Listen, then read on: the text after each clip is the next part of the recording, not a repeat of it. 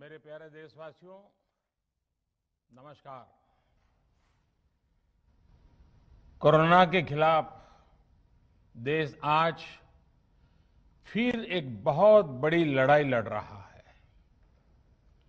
कुछ सप्ताह पहले तक स्थितियां संभली हुई थी और फिर एक कोरोना की दूसरी वेव तूफान बनकर आ गई।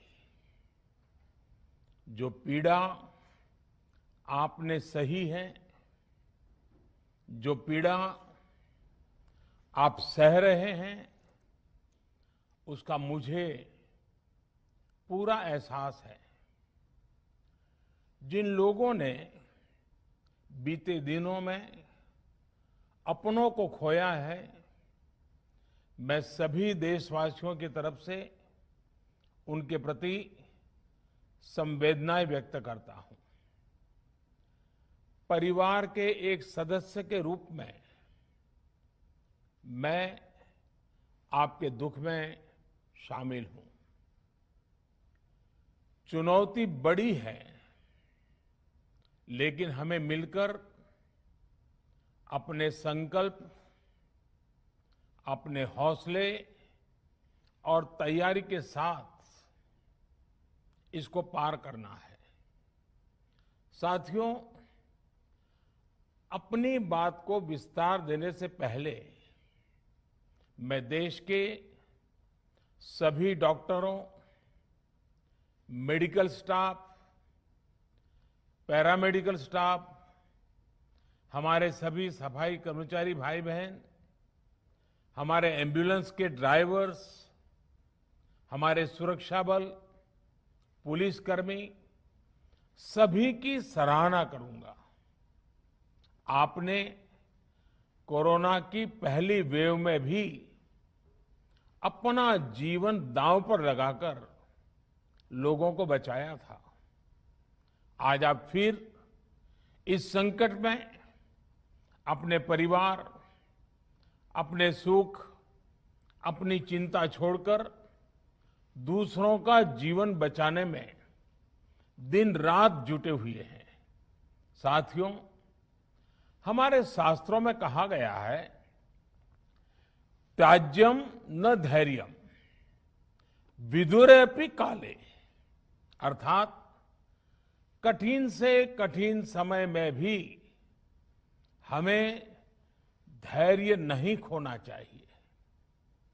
किसी भी परिस्थिति से निपटने के लिए हम सही निर्णय लें, सही दिशा में प्रयास करें, तभी हम विजय हासिल कर सकते हैं। इसी मंत्र को सामने रखकर आज देश दिन रात काम कर रहा है। बीते कुछ दिनों में जो फैसले लिए गए हैं, जो कदम उठाए गए हैं, वो स्थिति को तेजी से सुधारेंगे। इस बार कोरोना संकट में देश के अनेक हिस्से में ऑक्सीजन की डिमांड बहुत ज्यादा बढ़ी है। इस विषय पर तेजी से और पूरी संवेदनशीलता के साथ काम किया जा रहा है। केंद्र सरकार, राज्य सरकारें, प्राइवेट सेक्टर, सभी की पूरी कोशिश है कि हर जरूरतमंद को ऑक्सीजन मिले। ऑक्सीजन प्रोडक्शन और सप्लाई को बढ़ाने के लिए भी कई स्तरों पर उपाय किए जा रहे हैं। राज्यों में नए ऑक्सीजन प्लांट्स हो, 1 लाख नए सिलेंडर पहुंचाने हो, औद्योगिक इकाइयों में इस्तेमाल हो रही ऑक्सीजन का मेडिकल इस्तेमाल हो, ऑक्सीजन रेल हो, हर प्रयास किया जा रहा है। साथियों, इस बार जैसे ही कोरोना के केस बढ़े, देश के फार्मा सेक्टर ने दवाइयों का उत्पादन और बढ़ा दिया है। आज जनवरी फरवरी की तुलना में देश में कई गुना ज्यादा दवाइयों का प्रोडक्शन हो रहा है। इसे अभी और तेज किया जा रहा है। कल भी मेरी देश की फार्मा इंडस्ट्री के बड़े जो प्रमुख लोग हैं, उसके जो एक्सपर्ट लोग हैं, उनसे बहुत लंबी चर्चा हुई है। प्रोडक्शन बढ़ाने के लिए हर तरीके से दवाई कंपनियां की मदद ली जा रही है। हम सौभाग्यशाली हैं कि हमारे देश के पास इतना बड़ा मजबूत फार्मा सेक्टर है जो बहुत अच्छी और तेजी से दवाइयां बनाता है। इसके साथ ही अस्पतालों में बेड की संख्या को बढ़ाने का भी काम तेजी से चल रहा है। कुछ शहरों में ज्यादा डिमांड को देखते हुए विशेष और विशाल कोविड हॉस्पिटल बनाए जा रहे हैं। साथियों, पिछले वर्ष जब देश ने कोरोना के कुछ ही मरीज सामने आए थे, उसी समय भारत में कोरोना वायरस के खिलाफ प्रभावी वैक्सीन के लिए काम शुरू कर दिया था। हमारे वैज्ञानिकों ने दिन रात एक करके बहुत कम समय में देशवासियों के लिए वैक्सीन विकसित की है। आज दुनिया की सबसे सस्ती वैक्सीन भारत में है। भारत की कोल्ड चेन व्यवस्था के अनुकूल वैक्सीन हमारे पास है। इस प्रयास में हमारे प्राइवेट सेक्टर ने इनोवेशन और एंटरप्राइज की भावना का बेहतरीन प्रदर्शन किया है। वैक्सीन की अप्रूवल्स और रेगुलेटरी प्रोसेसेस को फास्ट ट्रैक पर रखने के साथ ही सभी साइंटिफिक और रेगुलेटरी मदद को बढ़ाया गया है। यह एक टीम एफर्ट है जिसके कारण हमारा Bharat 2 made in India vaccine के साथ दुनिया का सबसे बड़ा टीकाकरण अभियान शुरू कर पाया। टीकाकरण के पहले चरण से ही गति के साथ ही इस बात पर जोर दिया गया कि ज्यादा से ज्यादा क्षेत्रों तक, जरूरतमंद लोगों तक वैक्सीन पहुंचे।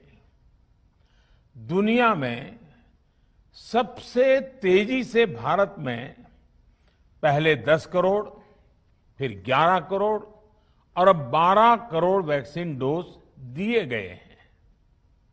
आज कोरोना से इस लड़ाई में हमें हौसला मिलता है कि हमारे health care workers, frontline corona warriors और सीनियर सिटीजन्स के एक बड़े हिस्से को वैक्सीन का लाभ मिल चुका है। साथियों, कल ही वैक्सीन को लेकर हुए एक और अहम फैसला भी हमने किया है। 1 मई के बाद से 18 वर्ष के ऊपर के किसी भी व्यक्ति को वैक्सीनेट किया जा सकेगा। अब भारत में जो वैक्सीन बनेगी उसका आधा हिस्सा सीधे राज्यों और अस्पतालों को भी मिलेगा। इस बीच गरीबों, बुजुर्गों, निम्न मध्यम वर्ग के लोग 45 वर्ष की आयु के ऊपर के व्यक्तियों के लिए केंद्र सरकार का जो वैक्सीन कार्यक्रम चल रहा है वो भी उतनी ही तेजी से जारी रहेगा। पहले की तरह ही सरकारी अस्पतालों में मुफ्त वैक्सीन मिलती रहेगी, जिसका फायदा, जैसा मैंने कहा, हमारे गरीब परिवार हो, हमारे मध्यम वर्ग, निम्न मध्यम वर्ग के परिवार हो, वो उनका लाभ उठा सकेंगे। साथियों, हम सभी का प्रयास जीवन बचाने के लिए है, और जीवन बचाने के लिए तो है ही, प्रयास से भी ये है कि आर्थिक गतिविधियां और आजीविका कम से कम प्रभावित हो। प्रयास का तरीका यही रखा जाए। वैक्सीनेशन को 18 वर्ष की आयु के ऊपर के लोगों के लिए ओपन करने से शहरों में जो हमारे वर्कफोर्स है उसे तेजी से वैक्सीन उपलब्ध होगी।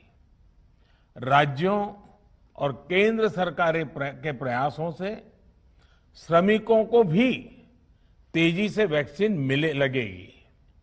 मेरा राज्य प्रशासन से आग्रह है कि वो श्रमिकों का भरोसा जगाए रखे।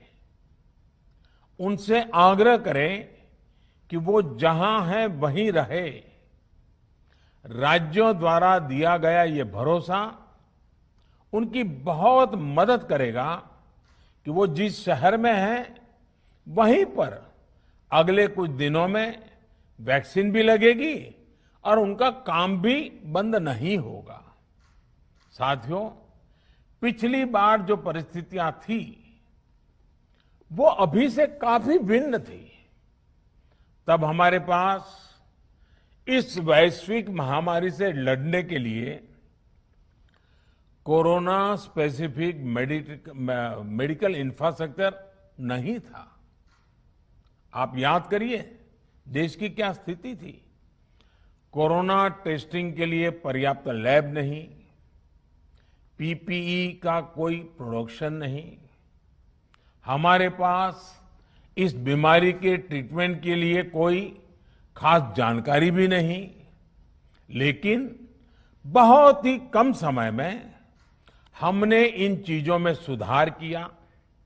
आज हमारे डॉक्टरों ने कोरोना के इलाज की बहुत ही अच्छी एक्सपर्टीज हासिल कर ली है।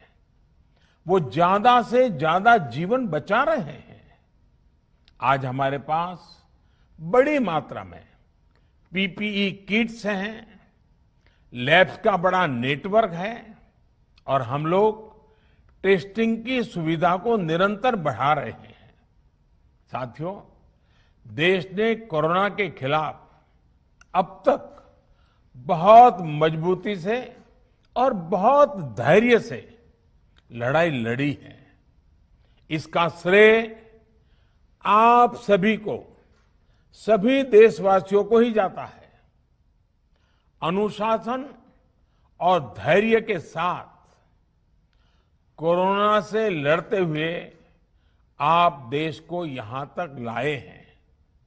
मुझे विश्वास है जन भागीदारी की ताकत से हम कोरोना के इस तूफान को भी परास्त कर पाएंगे।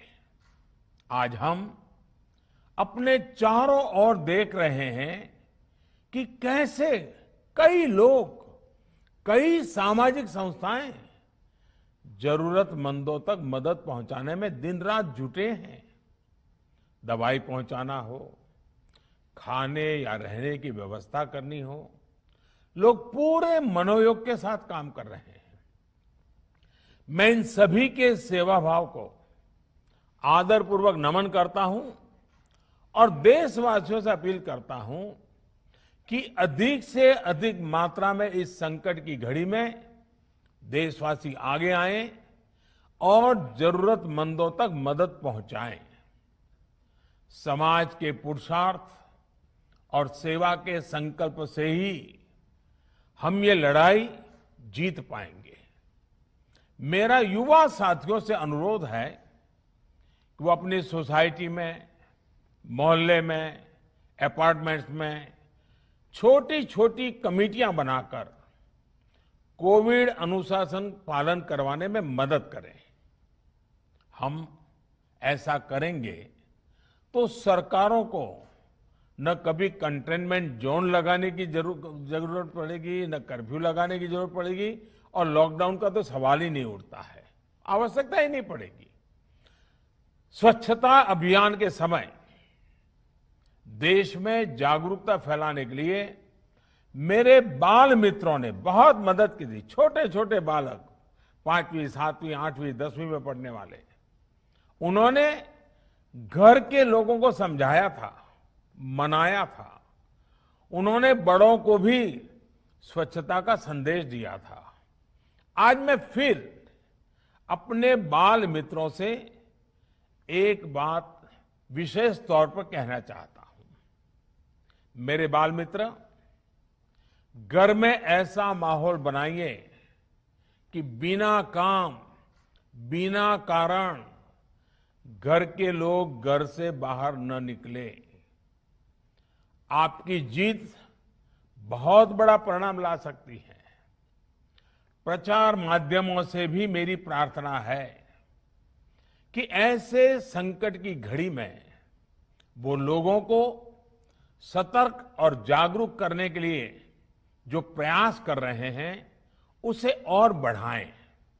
इसके साथ ही इसके लिए भी काम करें कि डर का माहौल कम हो सके, लोग अफवाह और भ्रम में न आए।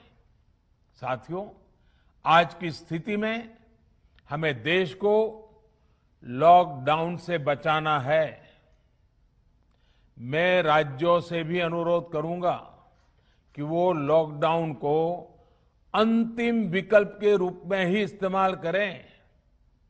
लॉकडाउन से बचने की भरपूर कोशिश करनी है और माइक्रो कंटेनमेंट जोन पर ही ध्यान केंद्रित करना है। हम अपनी अर्थव्यवस्था की सेहत भी सुधारेंगे और देशवासियों की सेहत का भी ध्यान रखेंगे। साथियों, आज नवरात्रि का आखिरी दिन है। कल रामनवमी है और मर्यादा पुरुषोत्तम श्री राम का हम सभी को यही संदेश है कि हम मर्यादाओं का पालन करें। कोरोना के इस संकट काल में कोरोना के बचने के जो भी उपाय है, कृपया करके उनका पालन 100% करिए। दवाई भी, कड़ाई भी, इस मंत्र को कभी भी भूलना नहीं है। ये मंत्र जरूरी है, वैक्सीन के बाद भी जरूरी है। रमजान के पवित्र महीने का भी आज 7वां दिन है। रमजान हमें धैर्य, आत्मसंयम और अनुशासन की सीख देता है। कोरोना के खिलाफ जंग जीतने के लिए अनुशासन भी, उसकी भी उतनी ही जरूरत है। जब जरूरी हो तभी बाहर निकले। कोविड अनुशासन का पूरा पालन करें। मेरा आप सभी से यही आग्रह है। मैं आपको फिर ये भरोसा देता हूं, आपके इस साहस, धैर्य और अनुशासन के साथ जुड़कर आज जो परिस्थितियां हैं उन्हें बदलने में देश कोई कोर कसर नहीं छोड़ेगा। आप सभी स्वस्थ रहें, आपका परिवार स्वस्थ रहे, इसी कामना के साथ मैं अपनी बात समाप्त करता हूं। आपका बहुत बहुत धन्यवाद।